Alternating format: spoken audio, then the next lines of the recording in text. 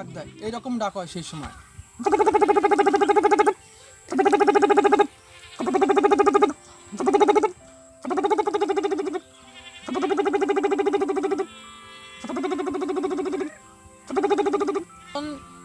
ডাক হবে শালিকের, শালিক পাখি আছে না, শালিক, হ্যাঁ হ্যাঁ, শালিকের ডাক হবে।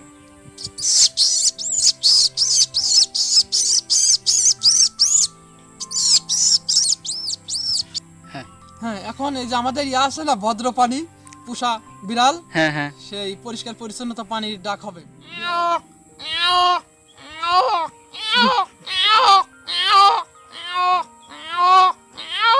ও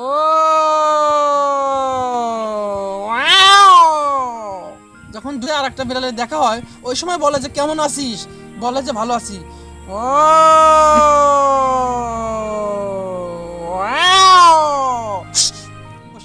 সেই টার্কি পাখির ডাক হবে এখন।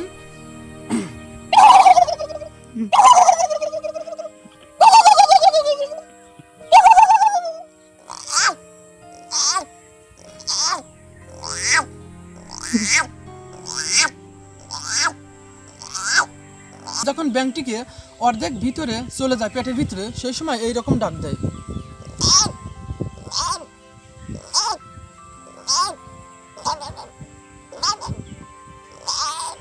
এখন এই যে গ্রাম অঞ্চলে আমাদের দেখা যায় যে বাড়ির পাশে বাগানে বা কচু পুকুরে যে ইয়া করে, ডাকু ডাকে, বাচ্চা ফুটানোর জন্য দিনরাত পরিশ্রম করে ডাকে, এইরকম ডাক হয়, ডাহুর ডাক।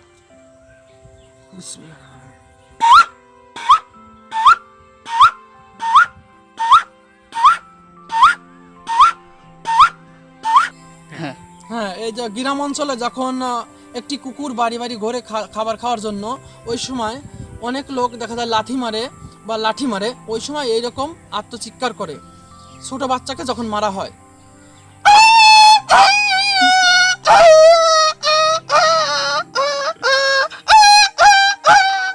তারপরে বড় কুত্তা আসে বাচ্চাকে বাঁচানোর জন্য, আসে এইরকম করে।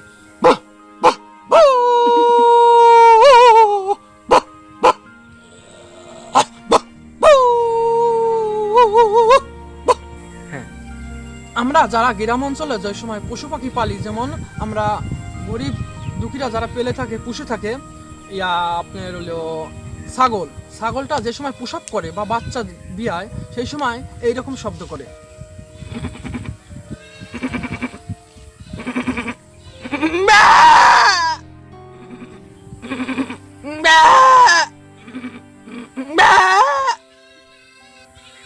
যখন গ্রাম অঞ্চলে একটি ছাগল যখন প্রজনন করার জন্য পাঁঠার কাছে আসে, যখন সেই সময় এইরকম করে আটকা পাওয়া। যখন গ্রাম অঞ্চলে একটি ছাগল ডাকে বা প্রজনন করার জন্য পাঁঠার কাছে আসে, সেই সময় পাঁঠা এরকম রব বা ইয়া ভাষা প্রয়োগ করে।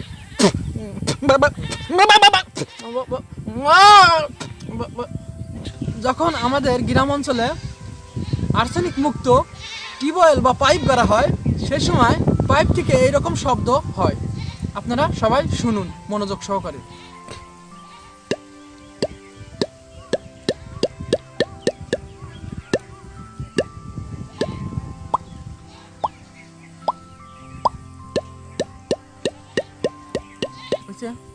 যখন বাচ্চালা মুরগি বাচ্চাকে নিয়ে উঠান দিয়ে ঘুরে বেড়ায়, মালিক যদি খাবার দেয়, সেই সময় ওই দেখা যায় খাবার মা মুরগিটা হিঁচড়য় বা আশ্রয়ের পরে বাচ্চাকে খাবার শিখায়, সেই সময় এরকম শব্দ করে।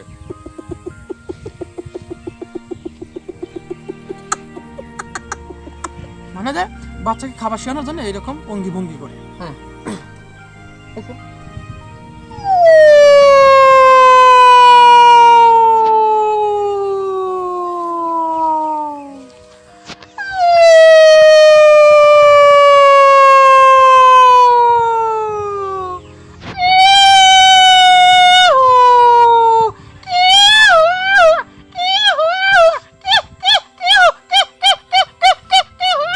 যারা এখনই আমার চ্যানেলটি সাবস্ক্রাইব করেননি, সাবস্ক্রাইব করে নিন, পাশে থাকা নোটিফিকেশন বেল আইকনটি বাজিয়ে দিন। ধন্যবাদ।